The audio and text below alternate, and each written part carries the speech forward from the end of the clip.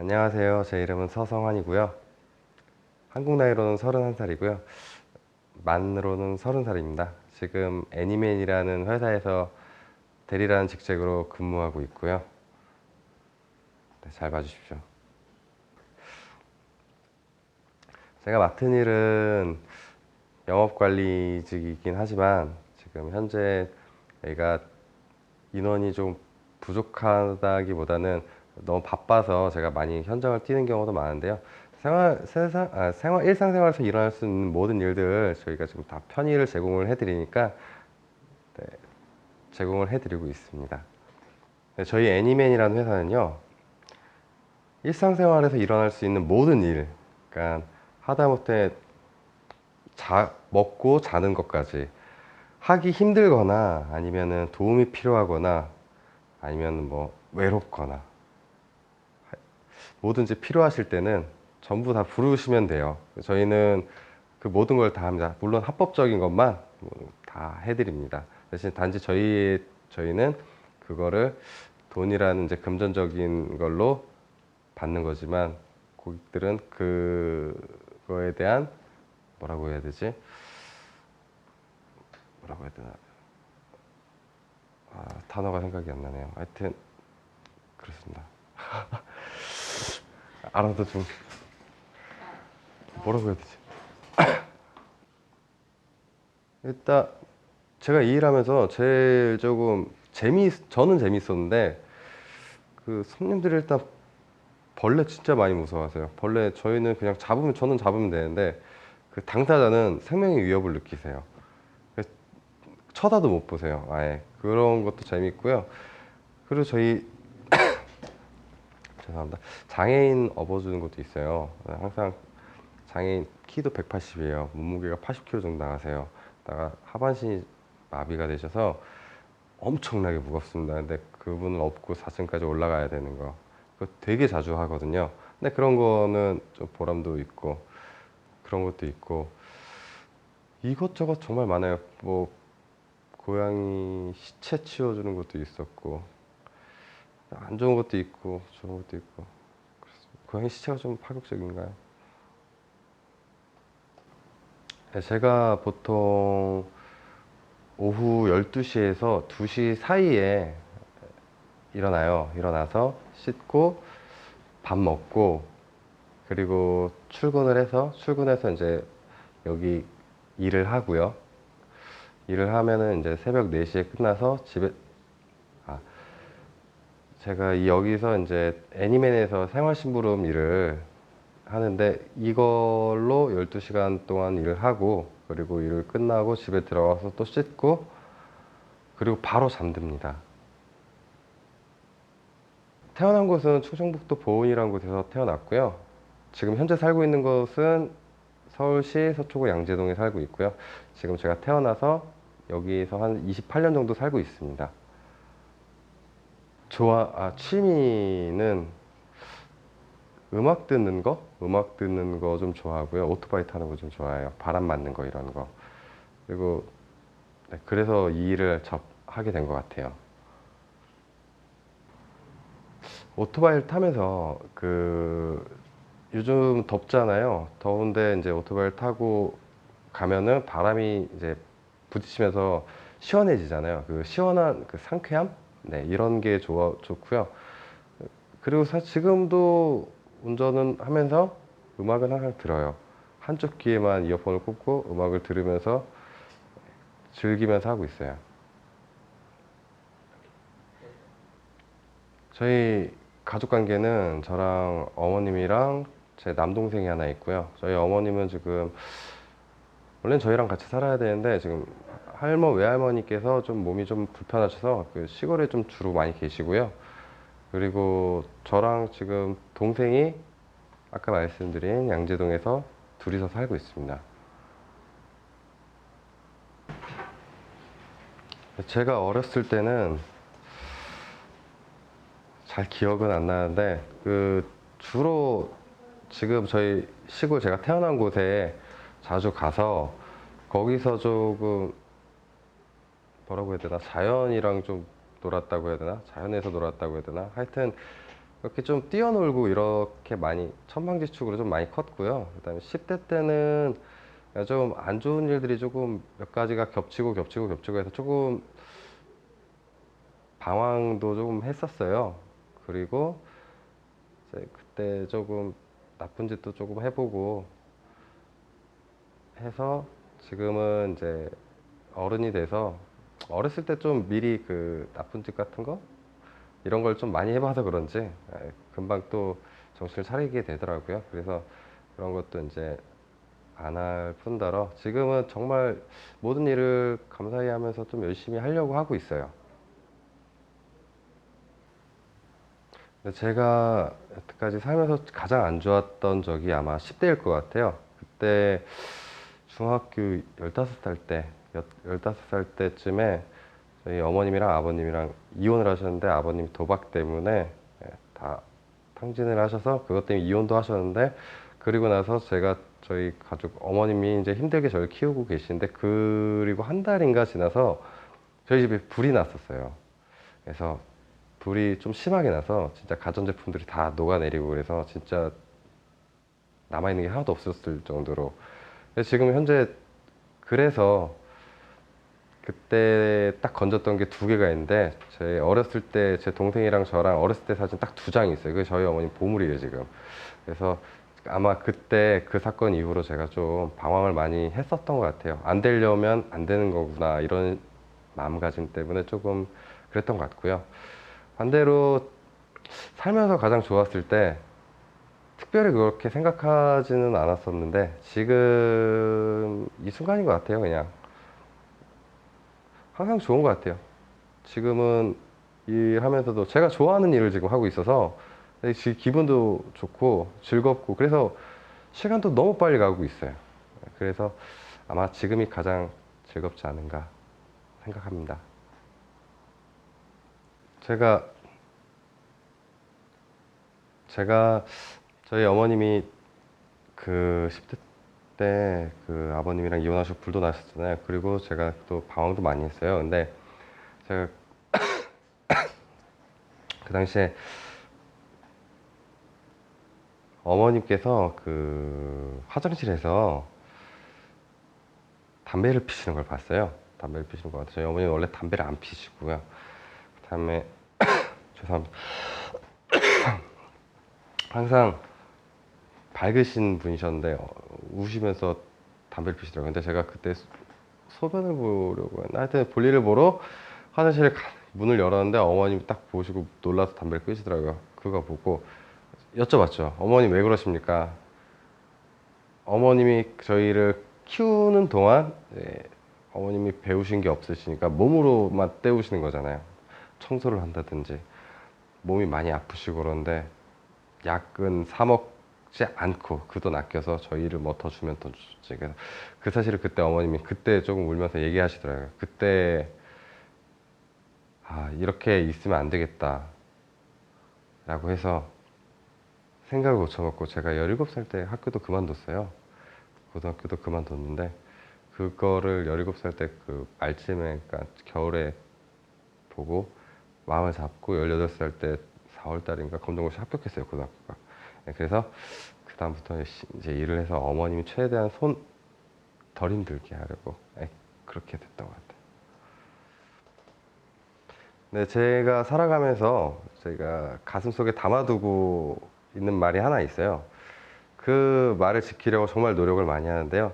제가 담아두고 있는 말은 내 가치는 내가 정한다라는 말이거든요. 그러니까 제가 예를 들어서 일을 열심히 지금 이 애니메이라는 회사에서 일을 되게 열심히 해서 이 애니메이라는 회사가 점점 커지고 그러면은 이제 제 가치는 제가 열심히 했던 만큼 제 가치는 올라갈 거잖아요. 같이 회사와 같이 대신에 제가 일을 하면서 약간 뭐 일 잘 못하고 실수 연발에 지각하고 안 좋은 것만 있으면 제 가치는 제가 계속 떨어뜨리는 거잖아요.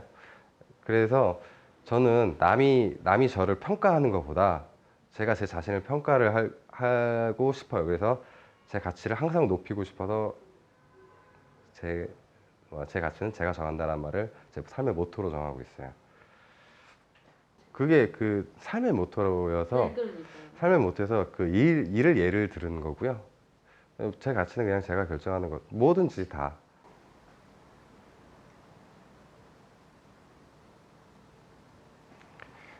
전 세계 사람들이 도움이 될 만한 거 가족에 면 아마 조금 더 발전하지 않을까 싶습니다.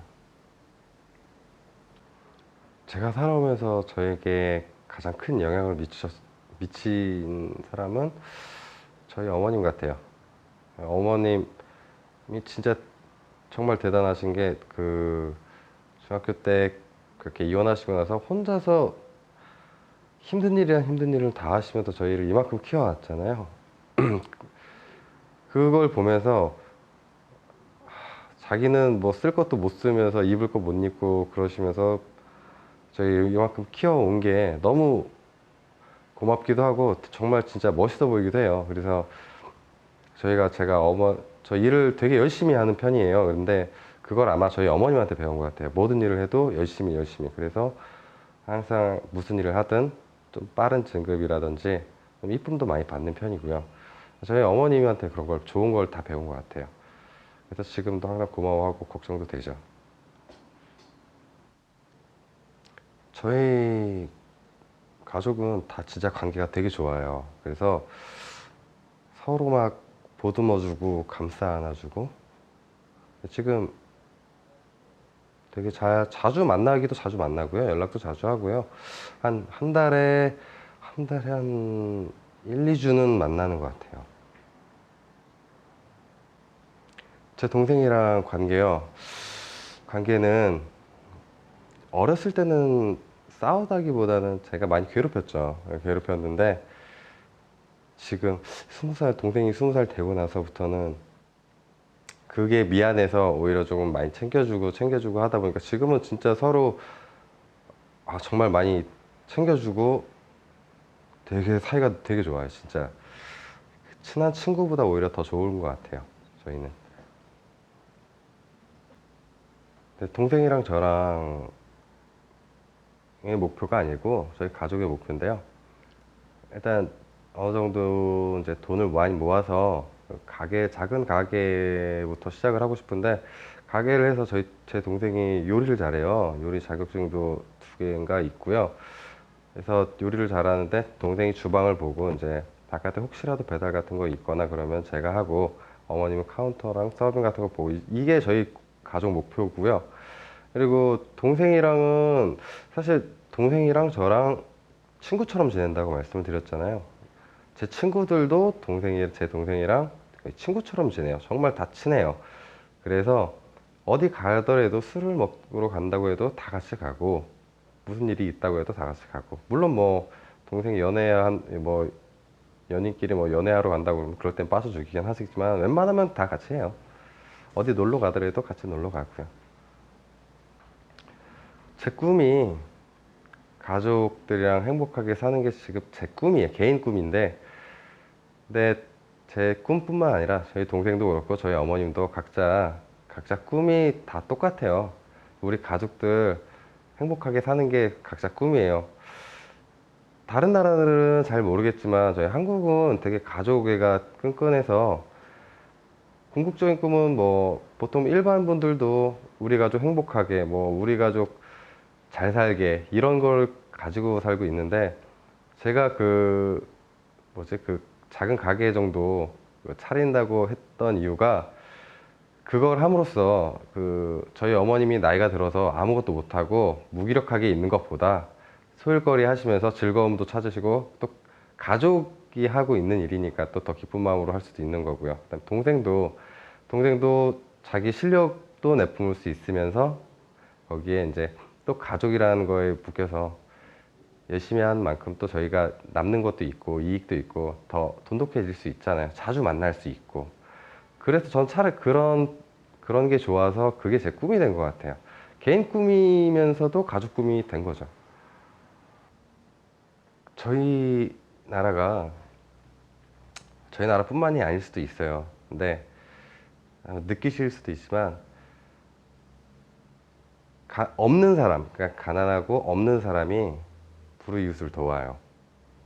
그래서 제가 여태까지 봐온 건 그렇더라고요. 그래서 제가 뭐 불이 나고 뭐 하고 저 안 좋은 청소년기를 보냈는데, 그때도 사실 좀 주위에서 조금 어느 정도 되시는 분들은 그냥 모른 척 하시더라고요. 그렇지만 자기 하나 뭐 자기 앞가림도 지금 하기 힘든 분들은 도움의 손길을 내밀더라고요. 그거 보면서 이제 저도 아, 저도 그렇게 해야겠구나라는 생각을 했죠. 그리고 나서 이제 남들이 그렇게 어려운 시간을 보내니까 남들이 뭐 너는 뭐 얼마짜리야, 너는 얼마짜리야, 너는 얼마, 이렇게 딱 자기들 기준으로 이렇게 정하잖아요. 그게 정말 싫었어요. 그래서 그 기준에서 벗어나려면은 그 사람이 내가 아무리 열심히 해도 그 사람이 정한 가격에서 이제 금액에서 벗어날 수가 없잖아요. 그렇기 때문에 이제 그거를 생각을 바꾼 거죠. 남한테 이렇게 정해지는 제가 아니라 제가 저를 정하겠다 해서 이제 그때 깨닫고 이제 그 마음을 가슴속에 담고 이제 살고 있는 거죠. 제가 그 웹서핑을 하다가 어떤 친구가 밥을 못 먹고 있다고 그러더라고요. 예, 밥을 못 먹고 있다고 그러는데 그 친구가 뭐라고 해야 되나 막 그냥 국어라고 그러는 게 아니라 진짜로 자기가 하는 일들이 있는데 그게 어떻게 잘 안 맞아서 지금 하루쯤 굶고 있는데 한 끼를 어떻게 얻을 수 있는 상황이 아닌 것 같더라고요. 그래서 도움을 청하더라고요. 그래서 저는 먹는 건 잘 먹어야 된다는 주의라서 제가 일단 도와준 것도 있고, 그리고 어려운 사람일지 아닐지는 그 판단은 제가 할 수는 없죠. 근데 단지 제 눈에 보이는 건 그분이 어렵다고 하니까 저는 그거 눈에 보이는 건 믿고 그렇게 제가 도와드릴 수 있는 만큼 도와드린 거고요. 네. 근데 저는 종교가 지금 없습니다. 네. 그렇지만 전에는 기독교였거든요. 기독교였는데 그런 게 싫었어요. 열심히 어렸을 때부터 되게 잘 다녔는데, 이제 예를 들어서 그 목사님이 방문을 한다고 하면 이제 다 상을 차리시고 막 하시는 거예요. 근데 그게 목사님이면은 그 하나님의 그 말을 전달하시는 분일 뿐인데, 근데 그 권위라고 해야 되나요? 그거를 막 남용을 하시는 게 막 눈에 보이는 거예요. 그리고 막 어쨌든 뭐 다 그런 건 아니시겠지만 그런 거에 좀 실망도 많이 하고, 그 다음에 저희 그 성경이라는 것 자체가 해석하기 나름이기 때문에 그 성경적 뭐 견해라고 해야 되나, 그래서 충돌도 생각보다 많이 일어나더라고요. 그래서 저는 그것 때문에 이거는 이렇게 확실히 정립이 안 돼 있고 확실하지도 않고, 그리고 내가 지금 신을 믿으면서 뭔가 한 것보단 차라리 그 시간에 나에게 더 투자를 해서 우리 가족이 더 행복하면 더 좋겠다라는 생각 때문에 안 믿게 된 거죠. 지금 생각하면 종교라는 게 꼭 나쁜 것만은 아니라고 생각은 하지만, 제 개인적인 생각인데요. 종교라는 거는 내가 정말 힘들고 사회에서 지치고 뭔가 풀고 싶은데 항상 똑같은 일상이잖아요. 항상 보는 사람, 뭐 남편이라든지 뭐 자식이라든지 보는 사람만 볼 수 있고 남한테 의존을 하고 싶어도 의존할 수가 없잖아요. 그래서 신이라는 존재를 믿음으로써 그걸 이제 대리만족이라고 해야 되나? 그것 때문에 그러시는 것 같은데요. 환생이 있을 수도 있을 거고 뭐 지옥이 있을 수도 있겠죠. 그런데 저는 다 없을 것 같습니다.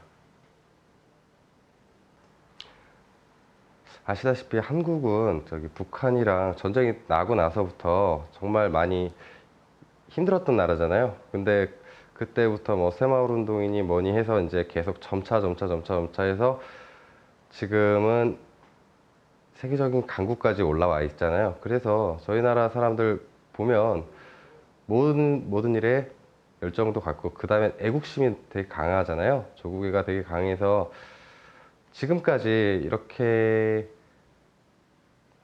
커온 거 보면, 네, 앞으로도 더 잘 클 것 같긴 한데, 더 잘 될 것 같긴 한데, 좀 한 가지 좀 우려가 되는 게, 저희 나라 단합이 너무 잘 돼서 나쁜 길로 가게 되는데, 그것도 단합이 잘 돼서 나쁜 길로 가게 되면 큰일 나지 않을까 해서, 방향만 좀 잘 잡아서 지금처럼만 할 수 있다면 아마 세계적인 강국이 되지 않을까 싶습니다. 제가 바뀐 걸 알아차린, 제가 제 자신이 좀 바뀌었다라고 느낀 거는 아마 한 2년 전 정도부터일 거예요.